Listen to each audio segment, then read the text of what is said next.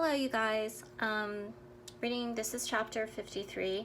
Kaylee had a question about how many chapters were in the book total, and it's 74. So we better get on it. Okay, here's chapter 53. It's Trouble for Breakfast. It's not much past sunup when the last rescue truck leaves. First one out took Calvin to the hospital. I came outside to watch them go. Now I stand in the quiet. Funny thing, I'm awake to see a Wednesday night turn into a Thursday morning. Seems not real in the daylight now, all that has happened. I try not to worry. I try to believe that Calvin will be all right. They said so. They said it. And he gave that thumbs up. Pretty sure. When I try to go back inside the crumble down, I see again what is left of our porch. Boards pulled up. I take the high step up into the house. I wonder how long that's going to stay like that. How long before we get new planks. Inside, Grandma has breakfast going. Scrambled eggs, home fries. Uncle Drum is there. Turns out Lieutenant Baird stayed on. He's drinking coffee in the kitchen, but he's quiet, more than usual. I don't ask it, I tell it. Calvin peed on me. He couldn't help it. I need a shower, right now. Nobody disagrees with me, but Grandma passes me a basket full of clean, dry t-shirts before I head up. I let the warm water pour over me. I shampoo my head 2 times over. Just glad is what I am, glad and tired. I come down, clean. Sorry to see that the lieutenant is still here, still drinking coffee. Might be that is all he wants. He has had a long night. Maybe that is why he's quiet. I get a plate of breakfast in front of me, smell the comfort of it. Then, don't you know it, the lieutenant has got a question. He wants to know why I did not tell about Calvin and me and the root cellar. I say it was a deal we made, 2 friends, because we didn't want those other kids to know. I put my fork in my eggs, poke at them. He wants more. He says, which kids? I say, just the ones we have trouble with, the ones I told you about before. He says, Matt Drinker? I nod. He says, what kind of trouble? I say, apple fights and chases is all, and some stuff about his dog. He says, so you and Calvin had a hideout, a place of your own? I say yes.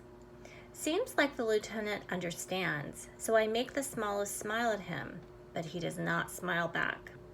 He says, this is a whole lot like what you told me about Benny Kilmartin, Mason. You realize this. The way he says it is not like a question. He says, and so when Calvin went missing, you never thought to take me there? You never thought to tell the other adults? You didn't think we'd want to know that there was a hole a boy could fit into? The lieutenant leans close. I see the ugly green. Comes in from the sides of my eyes.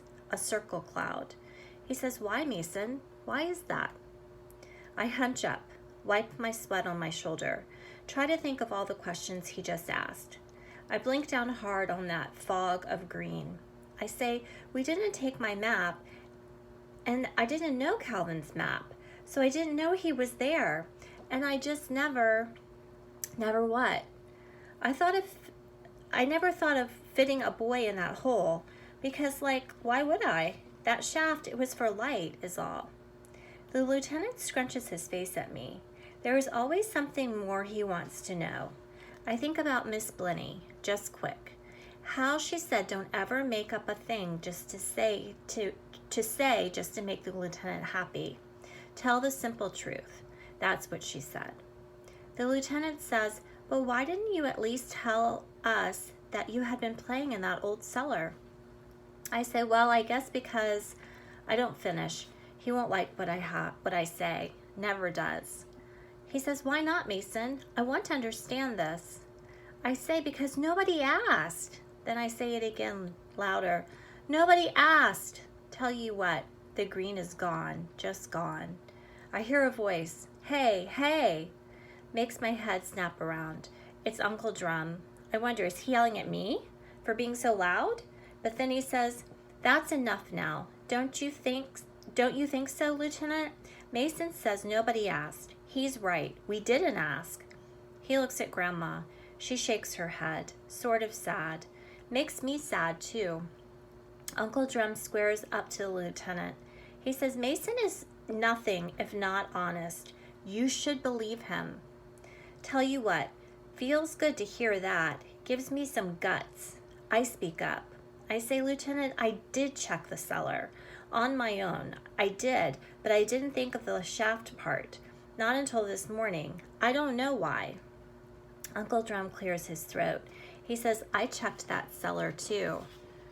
Now I am surprised, and the lieutenant is surprised. Uncle Drum says, I knew the boys had been down there some, didn't know how much. He gives me a tiny nod, but he keeps talking to the lieutenant. He says, so you bet I checked.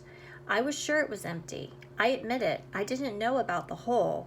Uncle Drum dips his chin. He says, probably should have. The lieutenant says, that seems pretty negligent to me, Drum. He points a finger at him. Uncle Drum says, say what you will, but a person just cannot know what he doesn't know, and you can't always see a bad thing is going to happen before it happens. If you could, no bad would ever come. Am I right? Don't you see that in your work, Lieutenant? Don't you see that plenty? Tell you what, I have got wide eyes on my Uncle Drum. I cannot think when he has ever said so much all at once. I cannot think when something made so much sense. Then the phone rings. Jolts us all. Me up out of my chair. My fork flips off my plate. Shailene pokes her head out like a cuckoo bird. Simile. We know this has to be the Chomsky parents. And it is. All heads turn toward Grandma while she takes the call. Turns out Calvin is doing great. Great for a boy who got halfway folded up in a hole. Grandma listens, nods her head, smiles. Her minnow eyes shine. So that's a metaphor because he's calling her eyes minnow eyes. Hands on her heart. She tells us, no broken bones, but he sustained a concussion. I say, what is that? What does that mean? Uncle Drum says, hard knock on the head, Mason. I say, oh, right, that headache he had, and he kept sleeping. Grandma says there is some nerve damage in the leg, and that will need time to heal. It will be months before he is 100%, but they said his spirits are good. I smile about that, because it is a thing you could always say about Calvin. Grandma says he's on the road to recovery. Could be he will come home as soon as tomorrow. Then the lieutenant bursts right there in the kitchen. He says, phew, lucky, we are so lucky. He breathes the good luck in and out. I smile to see him that way. He smiles too. Everyone does. I think how same side we are. He sets his empty mug on the kitchen counter. Grandma picks it right up, soaps it with her sponge. The lieutenant says, still, I will be asking. I look at him and wonder, asking what?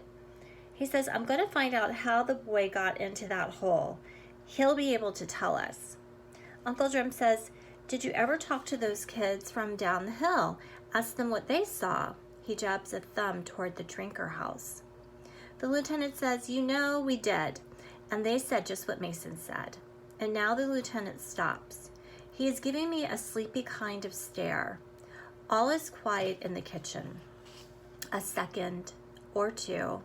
He snaps awake and says, they said it was like Calvin disappeared. And I guess he did, right into that hole. So he might have trouble remembering what with the head injury. But I'm going to ask him how that happened, and I hope he can tell me. I think it to myself, good. I want to know that too.